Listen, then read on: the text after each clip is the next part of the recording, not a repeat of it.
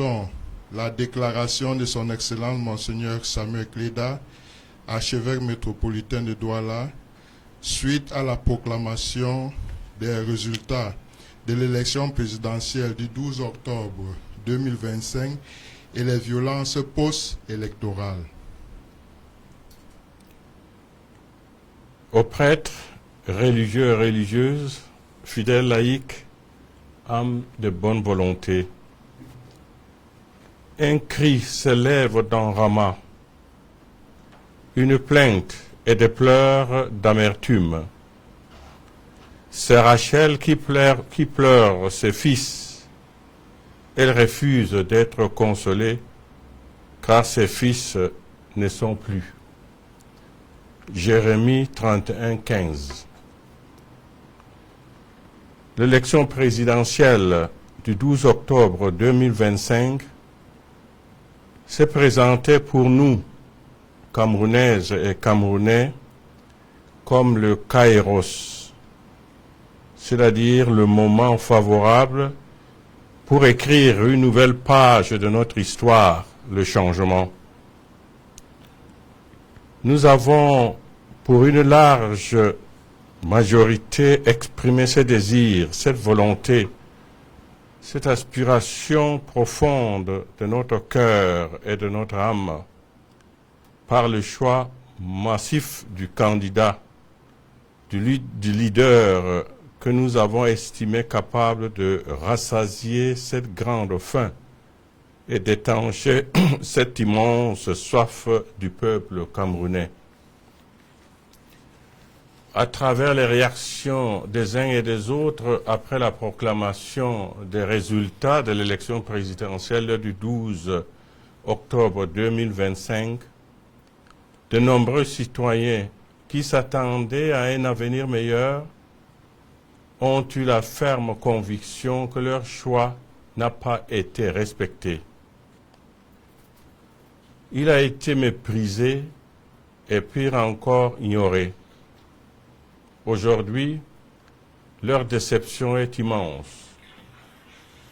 Face à cette attitude qui a indigné une majorité écrasante des Camerounais et la communauté internationale, tous les responsables de notre pays sont invités à réfléchir en profondeur sur les conséquences de la situation actuelle.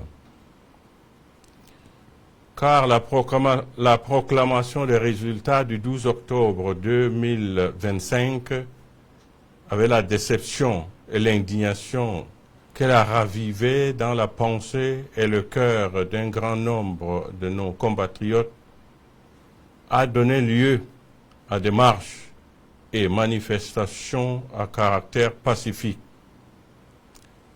Malheureusement, elles ont connu de graves dérives à travers des actes de vandalisme, de pillage, de vol aux conséquences graves sur la vie matérielle et économique de beaucoup de personnes innocentes dans les villes comme Douala, Garoua, Maroua, Bertoua, Chang, etc. Ce qui est déplorable et condamnable. En effet, d'une part, des édifices publics, certains établissements commerciaux et des boutiques ont été saccagés, pillés, vidés et d'autres incendiés.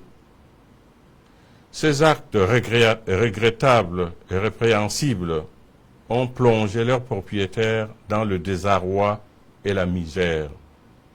D'autre part, des violences verbales et physiques, des intimidations ont été exercées sur les populations. Il y a eu de nombreuses arrestations et des assassinats, surtout parmi les jeunes, et cela se poursuit malheureusement. Tout en travaillant sur une autre manière de sauvegarder la sécurité des personnes et des biens, il est indispensable que ces violences, ces intimidations, ces arrestations et assassinats prennent fin. le Cameroun ne devrait pas être une terre d'affrontement permanent entre le pouvoir et le peuple après chaque élection présidentielle. La démocratie ne s'accommode pas des coups de canon, des menaces, des arrestations arbitraires et des intimidations des citoyens qui ont une pensée contraire. On n'organise pas une élection pour tuer les citoyens. On ne gouverne pas un peuple avec les armes. Aucun gouvernement au monde ne peut gouverner sans peuple. Le gouvernement est au service du peuple. Et il a pour devoir de l'aimer et de répondre à ses aspirations légitimes et profondes, comme le recommande l'apôtre Pierre. Soyez les pasteurs du troupeau de Dieu qui se trouve chez vous. Veillez sur lui, non par contrainte, mais de plein gré selon Dieu. Non par cupidité, mais par dévouement. Non pas en commandant en maître à ceux qui vous sont confiés, mais en devenant les modèles du troupeau. Cet appel s'adresse à tout dirigeant.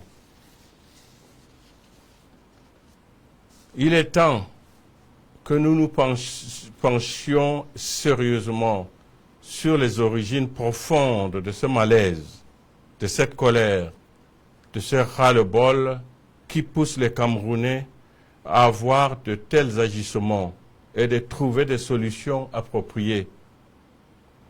Nos compatriotes demandent à être écoutés, que leurs besoins et aspirations profondes soient pris en compte et considérés. Le Cameroun profond crie sa souffrance, sa misère.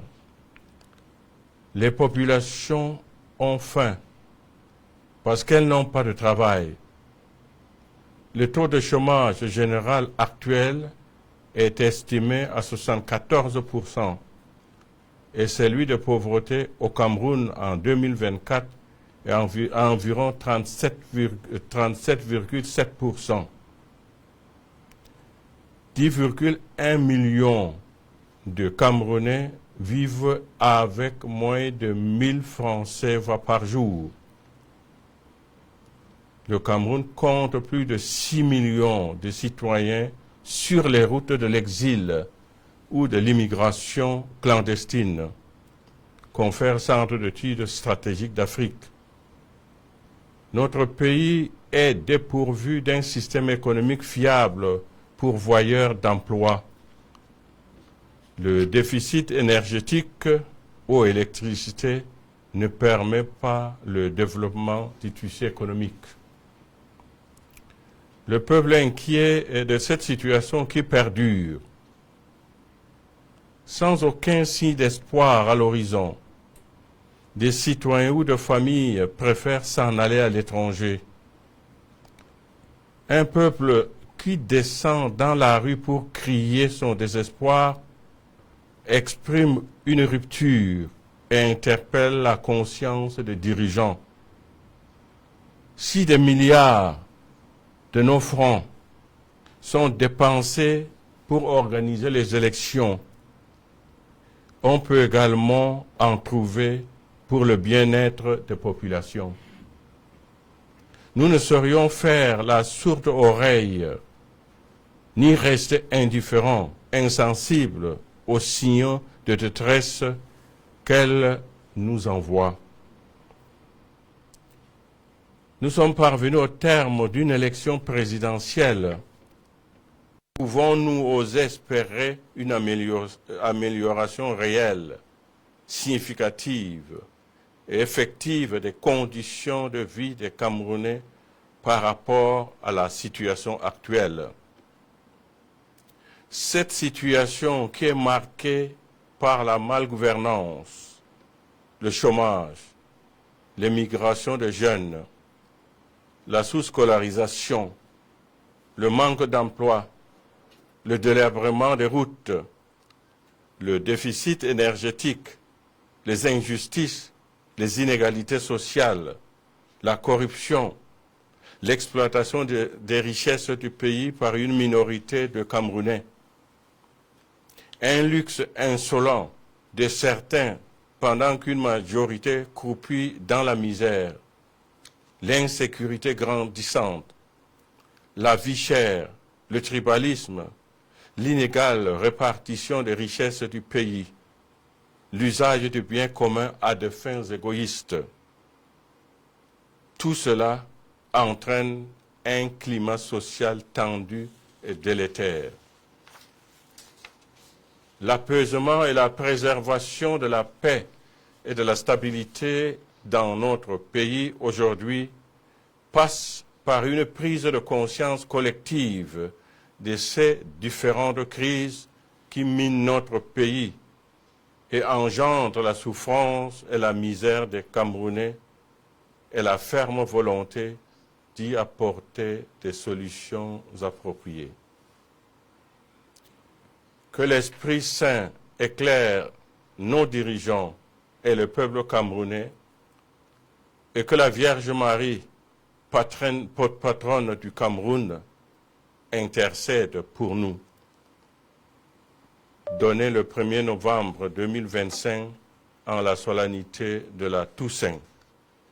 Je vous salue Marie, de grâce, le Seigneur est avec vous. Vous êtes bénie entre toutes les femmes, et Jésus, le fruit de vos entrailles, est béni. Sainte Marie, Mère de Dieu, priez pour nous pauvres pécheurs, maintenant et à l'heure de notre mort. Amen. Au nom du Père, et du Fils, et du Saint-Esprit. Amen.